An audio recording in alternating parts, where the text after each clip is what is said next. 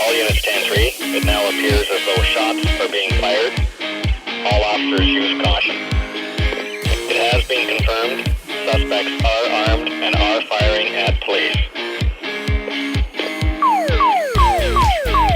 60 on the air. Northwest Signal 10. Building fire. Headquarters. Northwest Signal Fire Department. 1000 North Broadway. Towards North Park Drive in North Albany. Multiple explosions coming from 661. Unable to get any ambulance, any rig out except for 667. Automatically go to a third alarm.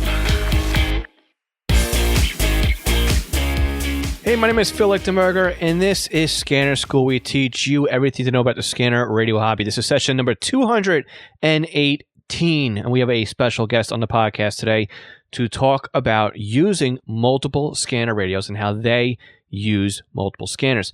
I want to welcome back to the podcast Joe Curtis. And again, Joe is on here previously to talk about how to do rail fanning or rail scanning in his home state of Wisconsin. But before we get into the conversation this week, I just want to remind you that next week I'm answering your scanner radio questions. And I need scanner radio questions to keep doing those kinds of podcast episodes. So if you've got a question, make sure you dial 516-308-2885. Or you can leave us an email, or you can also go to scannerschool.com/ask and ask our question that way. But today we are here to talk to Joe. And again, Joe is going to explain how he personally uses multiple scanner radios. And it was good to pick his brain to find out, first of all, how he uses them, but also to compare how I might also use them in different types of situations. So one thing that did come to light, though, which was very interesting to discuss, though, and to find out, was that Joe's neighborhood was pretty much in the news at the end of last year, and really not for a good thing. There was a major news event that happened, unfortunately, and it happened right outside basically his front door. Fortunately for Joe, he wasn't home at the time, but also, unfortunately for Joe, he wasn't home at the time either because it took him forever and a day basically to get back to his home. But had he been home, he's explaining how he also would have used the radios that were in his house to keep track. And again, how we use multiple radios can really enhance how we enjoy the scanner radio hobby. And speaking of hobbies, last week, I was kind of pulling back a little bit behind the curtain over here to tell you what it's up or what I'm up to when it comes to the radio hobby. And we'll call it just the radio hobby in general, because a lot of what I do here is not necessarily tied into just scanning, but a lot of it is. So what have I been up to over here? Well, if you listen to last week's podcast episode, you know I had a lot going on here. We just basically continue to do that. So I received my information from the Civilian Weather Observation Program, and now I just need to take down my APRS, basically my APRS injection, so that I can get right onto the CWOP platform directly from my weather station here. I just need to read up on a couple documents on how to do that. Maybe I'll make a quick video and show you how that process is done with my weather station if you guys want to see it. I've been doing TikToks all week on Scanner Radio Hobby. I've been really focusing on the Whistler TRX1 radio this week. And maybe we'll start a new segment too on Radio of the Week, which is what I'm actually using for the week. So if you want to see more about that, make sure you check out our TikTok videos over at, scannerschool.com/TikTok.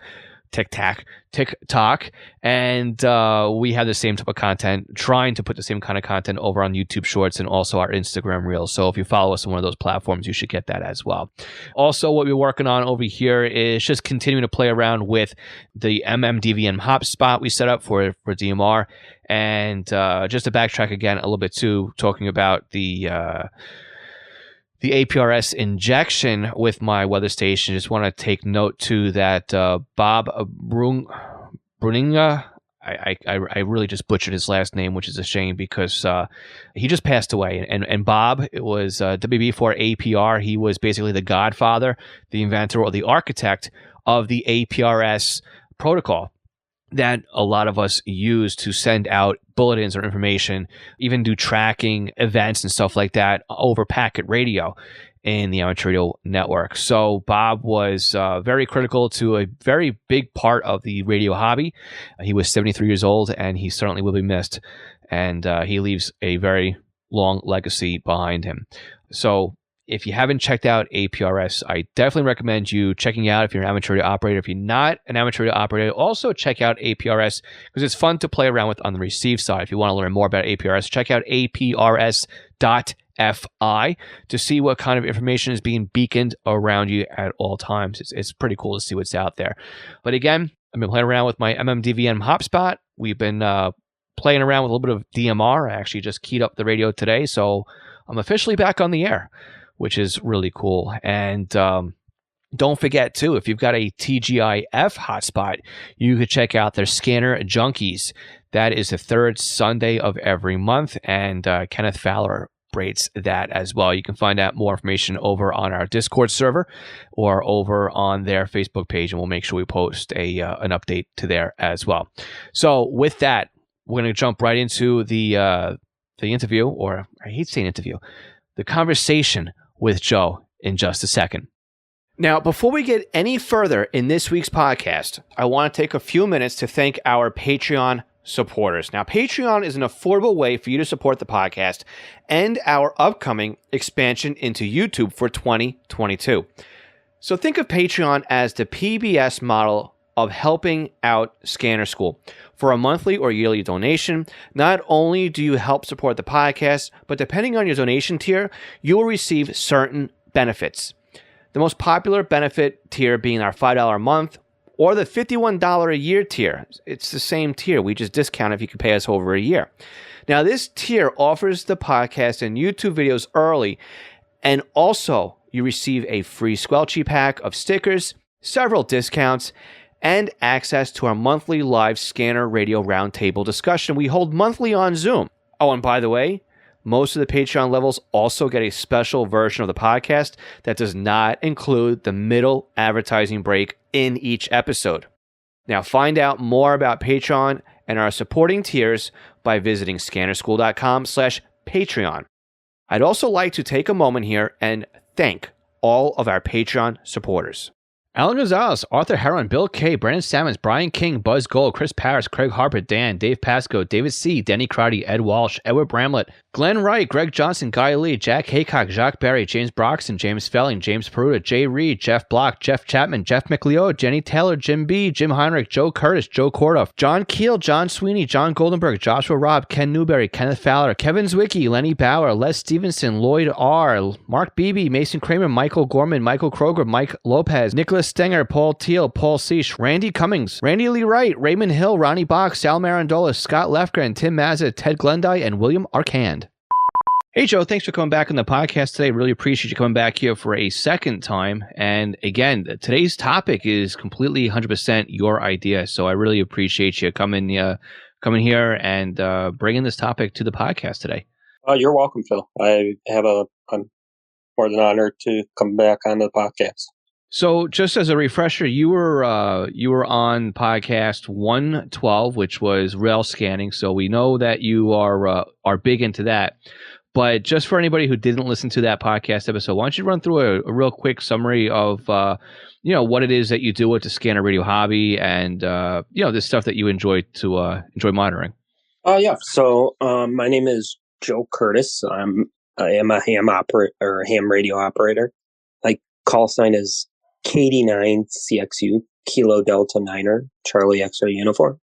I've been a licensed ham since 2015, so about 7 years. Kind of got out of the ham radio hobby, but is starting to kind of creep back into the hobby. So that's one area of the hobby that kind of coexists with the scanner hobby. They kind of go two and two, and then rail fanning kind of goes with scanner as well. So you can kind of go all over the place within the hobbies. They kind of all kind of coexist with each other. So I kind of got into the scanning hobby when I was a teenager. So probably about 25 years ago, had a 20 channel realistic scanner that had 20 channels. And I used to listen to the public safety in my city. And then I'm about 15 miles to the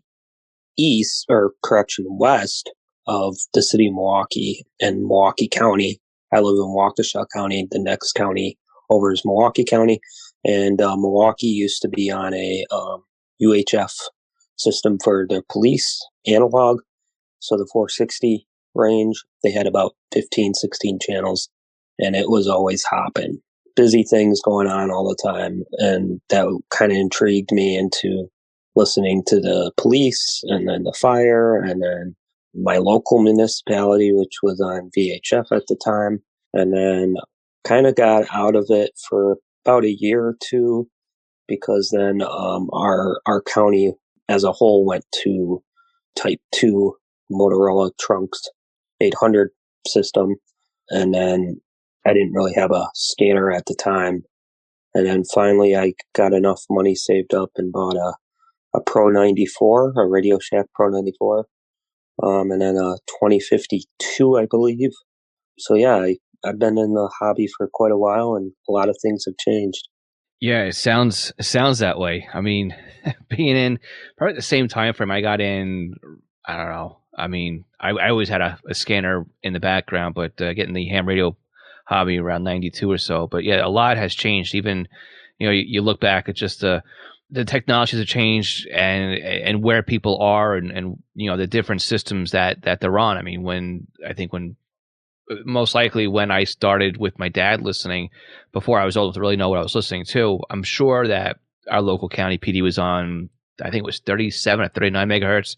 Then they moved up to UHF, and then now they're on a completely encrypted trunk system. So I'm sure the same thing kind of sort of happened over by you with through how long you've been listening to as well. Yeah, so my area was completely VHF, and then they went to a Type 2 Motorola system, the county, and then all the municipalities in the county joined that system for the most part. And then about 5 years ago, they started building out a P25 system. Waukesha County is the county I live in, and Milwaukee County decided to go in together and build a Motorola P25 Phase 1 system together. And yeah, now it's a P25 regional system. And now there is a statewide system here in the state of Wisconsin, but not very many municipalities and agencies are on it, just the State Patrol and a couple municipal departments as a whole, but not very many departments are on that system. But they just probably within the last several months just did a request for proposal to build a new statewide system with 700 and 800 megahertz, I believe. Right now it's mostly VHF.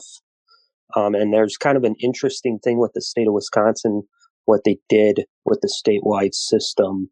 Since there wasn't enough VHF frequencies allocated, they actually did a MOU, a memorandum of understanding with the federal government. So some of the control channels are like in the 139, 140 military band, I believe, is what that band is used for, if I'm not mistaken. So some of those frequencies are on the 139, 140, but like here in the metro area, there's a couple of 800 sites, but nothing simulcast. Our system here, our regional system simulcast, there's 2 sites, one for Milwaukee County, one for Waukesha County, and a lot of people get sites mixed up with towers. So there's quite a few towers. Here on the Waukesha side, there's about 9 or 10 towers. So they're all transmitting at the same time on that given frequency, which then causes havoc on your older scanners. But it's considered one site. So right. I know sometimes people get kind of confused by site and towers. So yeah, that's one of the things that I have bookmarked here to talk about on the podcast is the difference between a site, like a legacy site, and then the way it's written down in radio reference or in the scanners where it says site. But it's technically, you're right. It's not a site. It's a system of transmitter locations that all transmit together as a complete site. As one complete network you have to understand the different definition. it's like the old thing. It depends what the definition of is. You know, Right. it's how you're going to define the word site. So Exactly. So yeah, it took me a little bit of time to kind of understand that grasp that concept. But once I understood it, it was like, oh yeah, that does make sense. And like here in Waukesha County, I can barely get the Milwaukee site, and vice versa. Like, well, we're a little bit higher. So in Milwaukee County, I do get the Waukesha site fairly good, but it's kind of hit and miss with the Milwaukee site from here in Waukesha, and that's about 15 miles. So yeah. So it sounds like though you got a lot of options on stuff you could listen to in a couple of different networks. I don't remember if we said it before we started hitting record here or afterwards, but so you've got an analog system that was VHF, then it went UHF, then there's something now it's MACOM, which is unmonitorable. You've got the type or the P25 system you've got to set up there. Plus you listen to Rails, so we know that ahead of time from your previous conversation here. Yeah. So let's get on to what you proposed that we talked about today, and that was listening to the use of multiple scanners, right? And how you've got different things set up on yours. And I think I talked about this on the podcast maybe a while back or so, but you know, it's always great to not only bring things back up to the surface again, because people come and go out of the podcast and very few people will go back and listen to the entire catalog. For those that do, I feel bad for you, but for anybody else, it's also good to get a different perspective and a point of view, just to see like it's you know, this is how I do it, but this is how, Joe, you would do it. So let's start diving into that. You know, what is first of all, what is it that you currently have set up that you're able to monitor different things on different receivers? I mean, what's it look like? What's the landscape look like by you?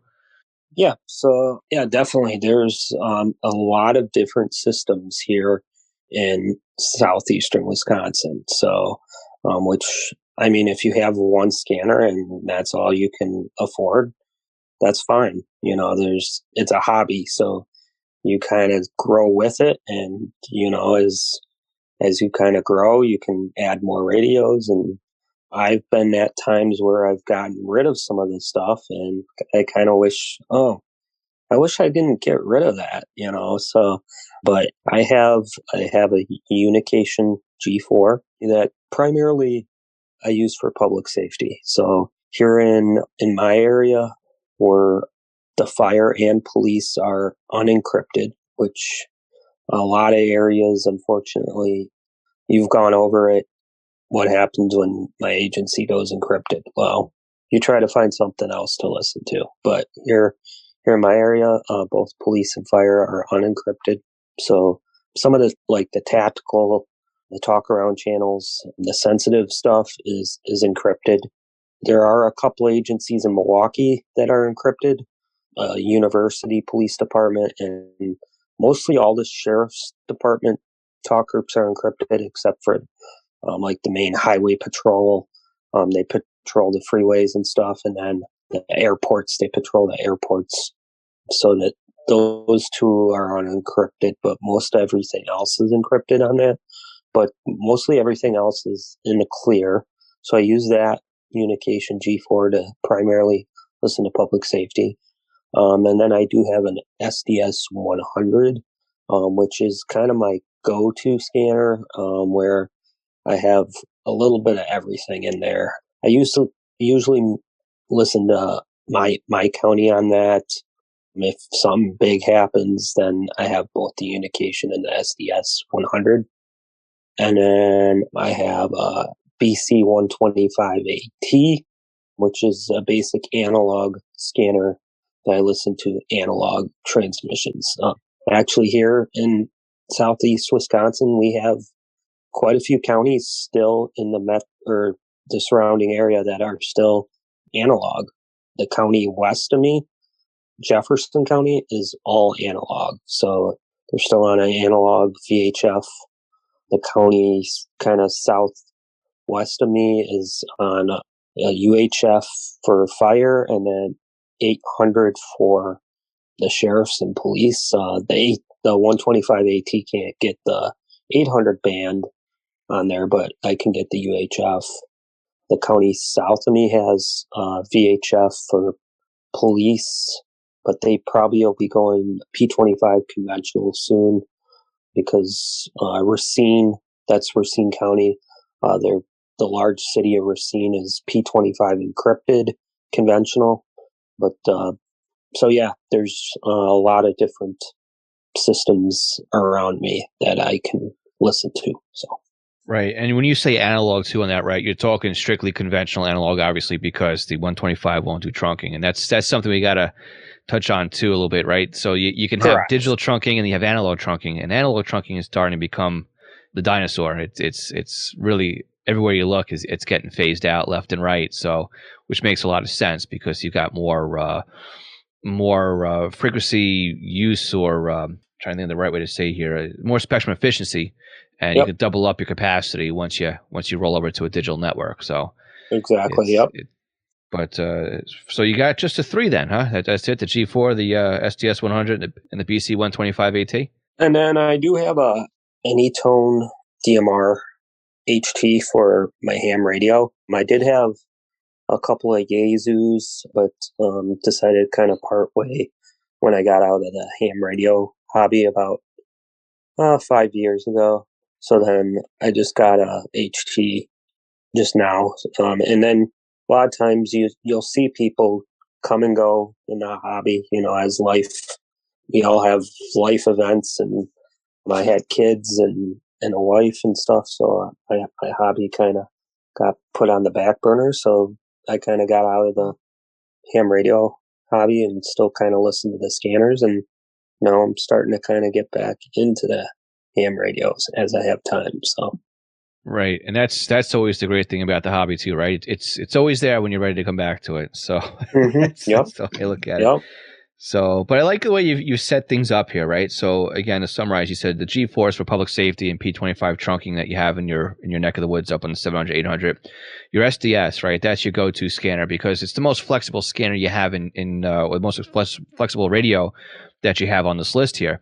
It'll do from I think 25 megahertz up to 1.3 gig more or give or take. You can get all the trunk systems basically for LTR, EDAX, Motorola Type 1, Type 2. You can do P25, Phase 1, Phase 2. And then if you decide you need to grow into that, and I don't know if you did it, but there's always the option to add in DMR and NXDN into it if you had to do that as well. Plus, you've got the whole radio reference database in there. So you really could, whatever you needed to do on that radio, it's kind of your Swiss Army knife.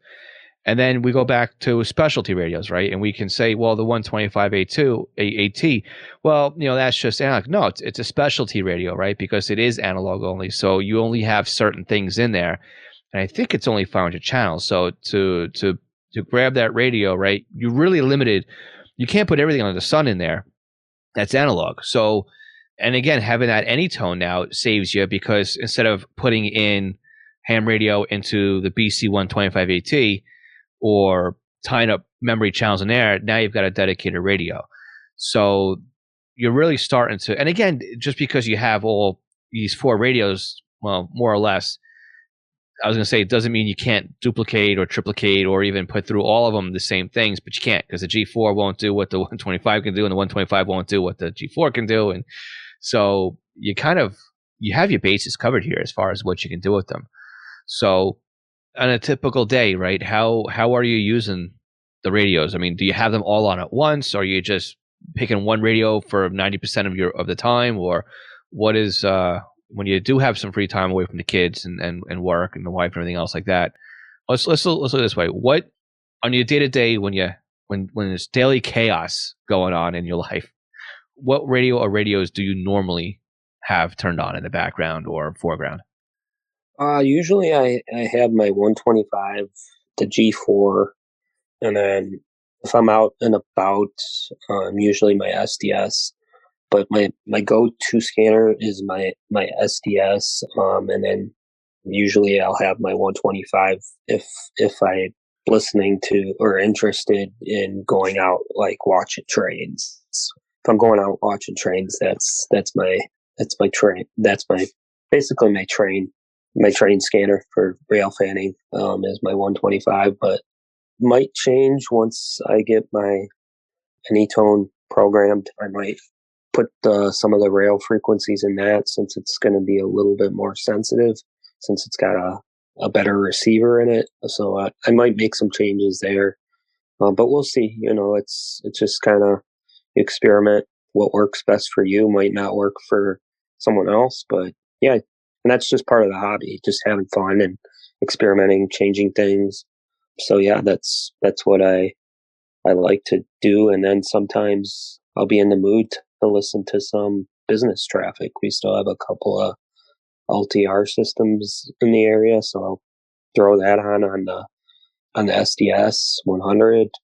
I do have the NXDN and the DMR upgrades on it, so sometimes I'll maybe I'll throw in or I'll bring up the local university is on a DMR conventional system, so they'll be talking on that. The hospital is on an NXDN conventional frequency, so sometimes I'll listen to that. So it's just kind of what I'm in the mood for, but primarily I listen to a lot of public safety. That's my main thing I listen to. So that's kind of a day in a nutshell. Hey, did you realize it takes us almost $100 a week just to have this podcast episode professionally edited and sent over to you? This doesn't even include website and podcast hosting, administrative help, and other monthly subscriptions that are required to put the podcast out there. Now, you can help us offset these costs when you shop online. So if you're looking for a scanner radio or some software, looking to bid on items over on eBay, or if you're looking to purchase anything, and I mean anything, on Amazon, you can help support Scanner School in the process, and this doesn't come at any extra cost to you. So please check out scannerschool.com/support for the multiple different ways that we have out there that you can help support us when you shop online. Again, scannerschool.com/support. Are you looking to learn more about the scanner radio hobby?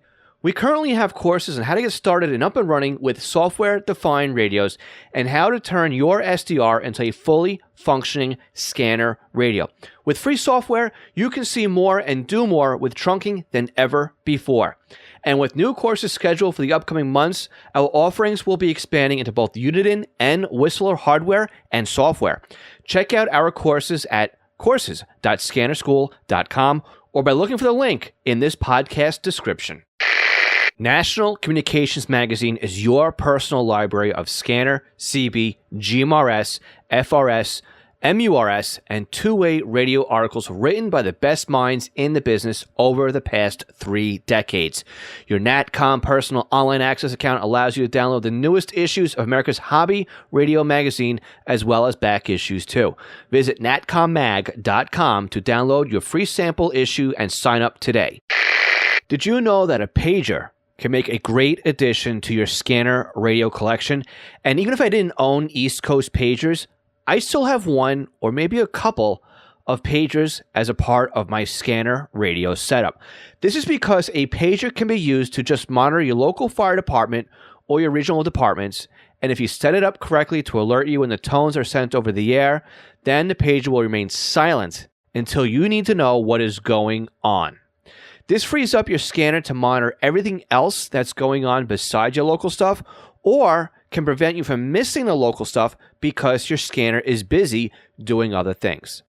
Now, pagers aren't just limited to fire dispatches anymore. Unication has great solutions to monitor both analog and P25 paging systems, where many public safety and police departments are switching over to. Swissphone and Apollo make great analog solutions as well, and all three still sell POGSAG and Flex pagers, still in use by many departments for text alerting. East Coast Pagers is an Apollo, Swissphone, and Unication dealer serving the North American market, and of course is one of my online companies. So if you're looking for a personal use pager or one for your department, contact us for a free quote and let us know you're a Scanner School listener for something a little extra with your order. For our full inventory or to request a quote or just to contact us, please visit eastcoastpagers.com. So typically you're not just, I mean, unless it's the SCS 100 that you're grabbing to go, you typically have everything on at once. Then you really are multitasking with the radios. Then I mean that's the way. Yes, I mean, a lot of times I'll have the 125 off, but if something something hits the fan, I'll have them all on. A lot of people might have heard of Waukesha. We were in the spotlight Fairly in recently, right? Yep, in November. You might have heard that somebody decided to take their vehicle and drive it through our Waukesha holiday parade. It was horrific. 6 people tragically passed away because of that incident, and I had my Unication going. I had the SDS going, and it happened. The car drove right in front of my house, Oh, and really? the cop was trying to pound on the hood of the vehicle to stop him, and he just kept driving. So it was extremely chaotic and extremely sad what happened. So when something like that happens, you turn the scanner on, everyone's asking what's going on, what's going on.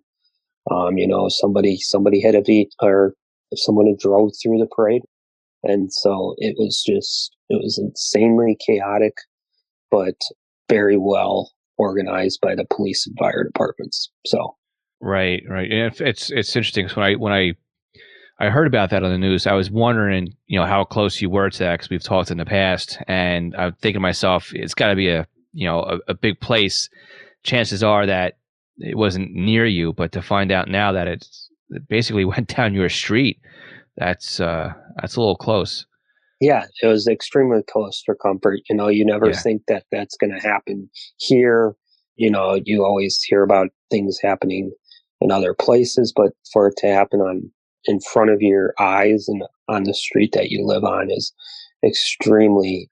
You can't even put words to describe what happened. So, yeah, Waukesha, the city is five about 75,000 people. So pretty moderate sized city. And then the next largest city in the area is Milwaukee, but the whole metro area is about 1.5 million people. So quite a few people, pretty well populated area, but nothing like New York where we're all piled on one of each other and Yeah. stuff like that. So A little too close for comfort. So yeah. this kind of tails into what I was going to bring up too. So I was going to ask you, the benefits, right, of having multiple scanners. And again, a lot of people ask, why do I want more than one radio? And just what you talked about here is something that would being able to keep track of what's going on and monitor it. And having multiple radios like you had here, the benefit is basically, right, you can leave one radio parked on something that is something you want to listen to. And you could dedicate one radio to monitoring maybe that one talk group or that one dispatch, or maybe a pair of, right, dispatch channels or something like that. And then you can leave, right, other radios on in the background that might be a tactical channel or the helicopter, aviation or even the fire or medics or something like that. So when that was all going on, not to bring any trauma to you to go through it or all, but I mean, we can talk about it if you want. If you don't want to, that's fine as well. But when you found this was all going on, were you were listening to it live, right? You said you were listening to it going on. Yeah, I was listening. I had my scanner with me, and basically, yeah, it was typically our holiday parade is a pretty big parade. Usually there's about 80 to 100 participants. So, and it brings out a ton of people. And so you were home then, or you were out you were out then? I was out and about for a little bit, and then it had happened right in front of our house, and I was trying to get back home, and unfortunately I couldn't get back home, but I was out and about, and then I heard the officers calling out that there was a vehicle that got on the parade route, and then basically it had started hitting people, and then I heard the officers just screaming across the radio that people are down, casualties, and then after that I was like, oh my God, it's like you can't even put words to describe Right. what you're hearing on the radio. And this is happening in real time, actually, as the radio or as the officers are calling in, and the dispatchers did just a fantastic job. Here in Waukesha, the city's dispatched by itself. The city of Waukesha dispatches itself, so for police and fire, and then we have a consolidated dispatch center for the county, which handles quite a few of the other municipalities for county. So both dispatch centers were working just phenomenally to dispatch out other police agencies, fire apparatus, ambulances. They did. We have a system here in Wisconsin called MABUS. So it stands for Mutual Aid Box Alarm System. It's where they have mutual aid with other fire departments, and they're all written down, predetermined for predetermined events. So then all the dispatcher has to do is bring it up on their screen, and then they can start dispatching out the agencies. And the county and the city use the automated dispatching, but I believe on that night they were also using human traffic or human dispatcher to page out the fire departments. So, but yeah, it was just, I had never seen so many police, fire, just all coming in with lights and siren. It was just sirens after another. I just never seen anything like it before. So I couldn't imagine. And that was, so the parade route then was down your street. I thought before you were saying that the car had exited the parade route and they went down, into the pursuit down your street. But the route was actually... What happened was the vehicle, there was some media reports that the police were chasing the vehicle. That was inaccurate. The police were never chasing the vehicle. So a lot of people got misinformation. But basically, I had listened to the radio, and we have reserve officers here. And I was actually, at one time, a reserve officer. So I have actually worked traffic posts for this parade about 15 years ago. I left reserves just because I didn't have enough time to volunteer, but they're unarmed, they're not sworn, so they don't carry any weapons or anything. But one of the reserve officers had radioed out that there was a fight at a park.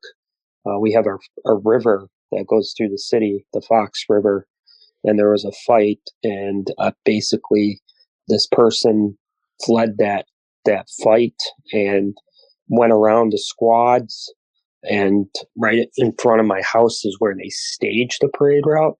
So they have floats, people are gathered, and so the officer was pounding on the vehicle to stop it, and then it continued down the parade route. And I know a lot of people have probably seen the pictures. The main street is basically the main street that goes through our downtown, and that was the street that the vehicle was hitting people on, was Main Street here in downtown Waukesha. So yeah, that was the event, and an officer did open fire, but didn't end up hitting the subject, just trying to stop him from continuing, and he ended up backing his vehicle into a residence and fleeing on foot. And then they did end up finally arresting him, and he is currently in jail going through the court proceedings. So he was caught and facing life in prison for what he did. So that's a crazy story. Again, it's something you don't expect to have happen on in your town or even on your street. So let's take a step back on that, though. So you were out and about. So a long way to get to the question I was going to ask, but I'm glad you shared the story with us to kind of paint the picture how real sometimes it is when you listen to Scanner. Like, you don't expect. Yep. Sometimes it's all entertainment until it really becomes like a jaw-dropping thing. And I think a lot of us have been down that path too. I mean, I've listened to plenty of calls on the radio that ended out with, unfortunately, friendly fire and fatalities and stuff like that. And you just like, in places that But so let's play a little imaginary game here. Let's pretend you were home okay, when this was all going on, and you did have all of your radios with you, how would you have broken things down so it would have made it easier for you to monitor what was going on? Like, how would you have set up, like, what would you have done with each radio so that you could have listened to this activity with a little bit more detail? Yeah, so the 125 would have actually came in handy, even though we're on a P25 trunked system. Our county fire paging is on a VHF frequency, and then they patch it into a talk group on the Oasis system. So I probably would have left that one parked on the VHF 154 430 frequency to listen to the out of city, like the external Mhm. fire departments getting paged Like out. a mutual aid, okay. Yep. So yeah, that's the county, and then here in the city, I actually had my favorite list for the city just going. So I wasn't monitoring any other county traffic. I just had it parked on the city fire and police, listening to them, and then I had the Unication on the county system or the county talk groups to hear the incoming county units, and then I believe, if I remember right, they finally kind of switched over to an interop channel, if I remember right, so that then everyone could kind of talk to one another. But a lot of the surrounding departments do have the city channels, so they could theoretically still talk on the main dispatch talk group, even though they're not in the city. So. Right. And again, this is the benefits of having multiple radios, right? It was the ability to be flexible, keep an ear on something that is basically happening and unfolding real time, and then not missing that transmission. Because again, if you only had one scanner, again, there's nothing wrong with only owning one scanner. Correct. Plenty people, I mean, either you start there or you remain with only one radio.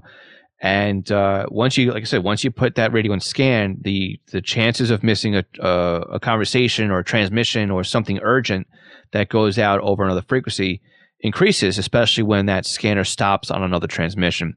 So to have a couple of radios with smaller scan lists in them, or to have one radio parked on one frequency, I think that's when you start to see the benefit on it. And I'm really surprised, Joe, when I look at the list of scanners and radios you said you had here, that you failed to mention any Baofeng radios. I actually have it written right here, and I put a question mark next to it. So you did not go down that path, or did you go down that path and you're just ashamed to say it? I actually can say that I did own a Baofeng at one time. But you don't anymore, huh? I do not have the Baofeng anymore. I held on to it for maybe 6 months, and it was $35, and it just wasn't working as I wanted it, and it's extremely slow. Yeah. Oh, yeah. When you're scanning through the channels, it's slow. I mean, it just your scanner can go through a cycle of frequencies, 3-4 times before it can even scan through some 10, 15, 20 channels. It's just extremely slow. So yes, right. There's no lockout. Yep. That's the other problem. So yeah, I did have a Baofeng at one time, but I do not have a Baofeng anymore. So okay, because that was kind of like one of those things I was surprised too, because you mentioned 154.34, and that frequency sticks out because that's an old FDNY VHF dispatch channel. But just even thinking, like, if you had that extra Baofeng laying around there, you could just pop that in the VFO, or had that already in a memory channel, and you could just dedicate that cheapo radio just to that one channel also, and then gone on with the other radios and monitor. I mean, you could have even thrown in on the 125 helicopters, right, for the media, right, because I'm sure they were overhead as well, and you would have been able to pick them up. At least here they're on the 450 460 business band, and even using as a close call radio just to see what else is out there and just to sniff out any other conventional or analog activity. Yeah, to kind of talk about the media, I went down there the next day. They had the whole downtown area closed off for at least, I'd say, 24, probably even 36 hours, because they had to obviously do the reconstruction, have crime scene Mhm. forensics and all that to just map out exactly what all went down. But the media we're about 90 miles from Chicago. Numerous Chicago media came. Chicago media helicopter came. Here in Milwaukee, only one station still has a helicopter. That's the ABC affiliate, Channel 12. They still have a helicopter, so that helicopter was flying. And then one of the Chicago area affiliates, I'm not sure which one off the top of my head, but they came up and were flying around. And then numerous national media, there was just cameras everywhere you looked. I did try to find some media frequencies. I didn't really hear much. I did. One of the local affiliates still uses, I think, a 450 frequency for a remote. But other than that, they were all on their cell phones, and that's pretty much all kind of gone away. That from what I could tell.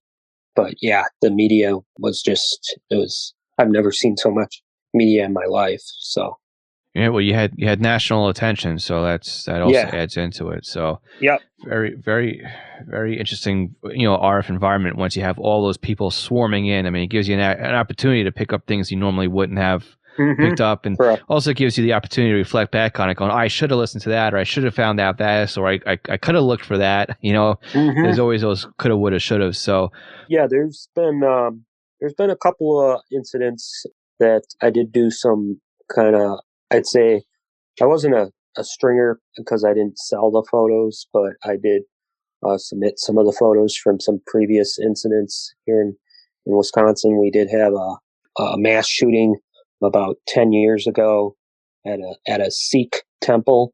That was about 2012, I think, so about 10 years ago. And I did submit some of the photos. And on that particular, it was one of the older scanners, probably a BC 396.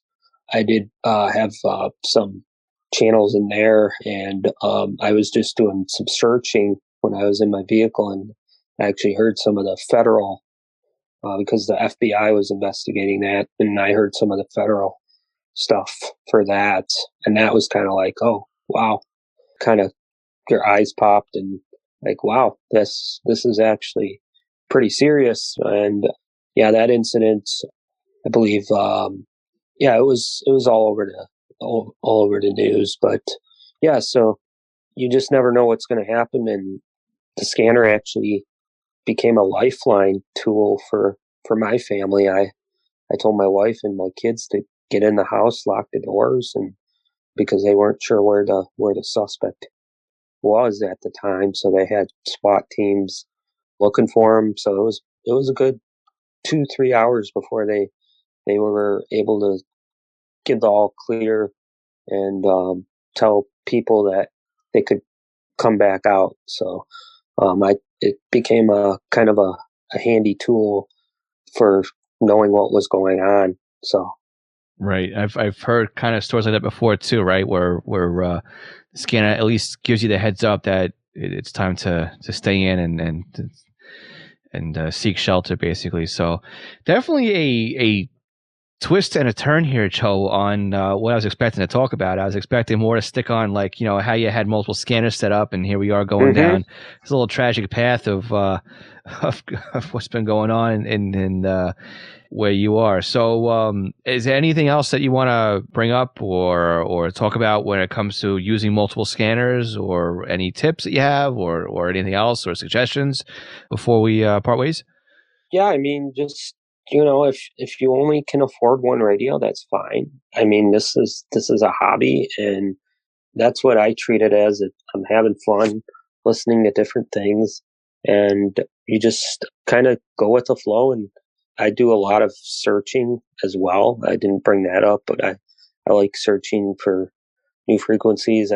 Kind of I have a premium subscription to Radio Reference, so usually once a week, twice a week, sometimes 3 times a week, I'll just kind of pull up Radio Reference, and there's a section where they have FCC variants that pop up, and sometimes I'll throw some of those frequencies in to see there's any activity on them. And if there is, I like submitting stuff just so that other people know what's out there. I found some business frequencies. I found an active DMR channel at one of the distribution centers for, I think it was FedEx. So I was able to get the color code and provide some information about that. And so, yeah, I mean, just if you have multiple scanners, just use them. Even older scanners. A lot of people have old scanners that are just sitting collecting dust. Just take it out, and some of those older scanners will still serve a purpose, even in this day and age where a lot of stuff is digital, P25, NXDN, DMR. There's still a lot of stuff out there. Aviation still analog. Railroads for the time being are still all pretty much analog. And so, yeah, you can definitely find interesting stuff out there if you search for frequencies.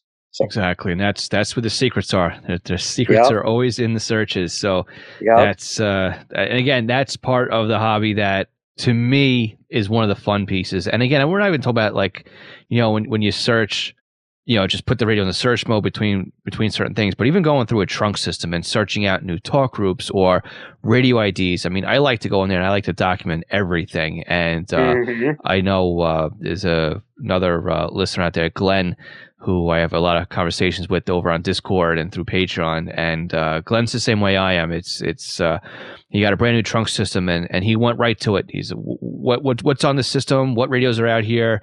Can I map this thing out? And he's been just gung-ho on going through all of that activity on the trunk system and searching it out. So and that's how he's mapping out all the encrypted talk groups too, because he finds a radio that's on an unencrypted talk group. He knows it's a PD talk group. And then he sees the same radio on another talk group that's encrypted. He goes, well, that's a PD encrypted talk group. So just searching stuff out like that. So just because it's an encrypted system or encrypted talk group doesn't mean you still can't figure out, what's going on. So especially if you see a lot of different radios that are showing up on a particular talk group, the yogurt's hitting the fan basically if you see a lot of different units show up on an op channel or something like that. So it's I leave my scanners pretty much in ID search mode all the time, just so in case there's a new talk group that pops up. Like on the Milwaukee site, there's these two talk groups that kept popping up and they were encrypted. Well, I was able to figure out that I then posted on Radio Reference on the forums, like, does anyone know what's going on with these two encrypted talk groups? Well, someone with some knowledge with the system posted, those two talk groups are for Marquette University police. So they're fully encrypted, but just to figure that out was kind of satisfying. They were actually on a NXDN encrypted trunk system just for the university, and then they decided to get off of that system and go to the regional P25 system. So yeah, it's all, searching around looking for different radio IDs. I was kind of trying to find the radio IDs, trying to see, it's trying to, like, it's a puzzle, which can be trying to figure out what agency is that and what agency is this. I find it kind of fun just trying to figure out what agencies are on trunk systems and stuff. So yep, yeah, it's a lot. As I said, it's a lot out there to try and discover, and peeling back onions and any other type of analogy or comparison you want to come up with. So, Joe, this was a great conversation. Again, I mean, it definitely took a turn for a little bit there. I wasn't really expecting to have a conversation about national news actually going down your street and all that. I was surprised to hear it was that close to you. But all in all, though, it's always good to hear, though, not only from you, but how other people have their radios set up. And like you said, it's you look at what you have in front of you right now, right? You've got an SDS 100. It's a higher end radio, but it suits your needs, right? You've got something that's going to do all the trunk systems, analog, digital, P25, NXDN. That's your Swiss Army knife. then you got your specialty radio, your G4, and then you've got your analog kind of like fill in the gaps type of radio. And now you've got another fill in the gap radio, which is the Anytone. So it's the ability for somebody to come in and grab a couple extra radios. And again, I poke fun at them, but really there's nothing super seriously wrong about having a Baofeng, especially if it allows you now to have that extra radio and that extra pair of ears, or the ability to sit there and monitor one or actually two extra frequencies, because the Baofeng has two VFOs in it, which I wish a scanner radio would have. But yeah, I mean, the ability to have one radio is great, but once you start really adding in, you're multiplying your enjoyment of the hobby is really a good way to say it. So, Joe, I want to thank you again for bringing this podcast episode to our attention and coming forward. And this 100% your idea. So I really do appreciate you having this idea and coming forward and bringing it to everybody to be a part of. Your pleasure, Phil. I know. I think you had done an episode like this before, talking about what to do with old scanners, and if you own several scanners, a scanner is a tool. So when somebody asks, "Why do you have so many scanners?" Well, one scanner's for this, one scanner's for that, and some people have all sorts of stuff. So yep. But yeah, so.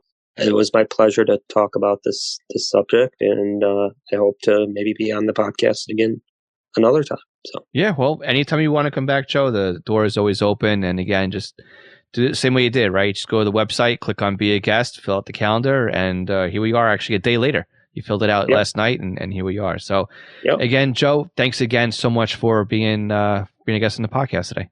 You're welcome, Phil. Joe, thank you for coming back onto the podcast this week and booking time with me via the website. I definitely enjoy having conversations with you. And again, if anybody else would like to be a guest on the podcast, I would love to have you on. It's really important for me to share not only what it is that I'm doing to help people learn about the scanner radio hobby, but also how other people are doing their own spin on what it is. Because again, we have to understand that it's not just one way of doing things, right? That was kind of what last week's podcast episode was, right? There's multiple ways to get things done, and to understand that just because I am the one behind the microphone and I'm the one with the platform here doesn't mean that's the only way to do it. So if you're doing something, maybe if it's something we've already talked about, but some way that you're doing it differently that you'd like to share at the podcast, or if you have a topic or an idea that you would like to bring to the podcast that I haven't talked about yet, please send me an email or go right to the website and hover over the podcast link. And then from the drop down, there'll be become a guest or be a guest. You can also go to scannerschool.com/guest. That brings up a calendar, and you can use that calendar to find a date and a time that is available for both of us. And then we can go on Zoom and have a conversation, and the rest is magical history. Don't forget, next week is Ask Scanner School, 516-308-2885, or drop an email, or also go to scannerschool.com/ask to leave me a question. We'll catch you all again next week. Again, Joe, thanks again for being a guest on this podcast. My name is Phil Lichtenberger, and this is Scanner School. We teach you everything to know about the scanner radio hobby. 73.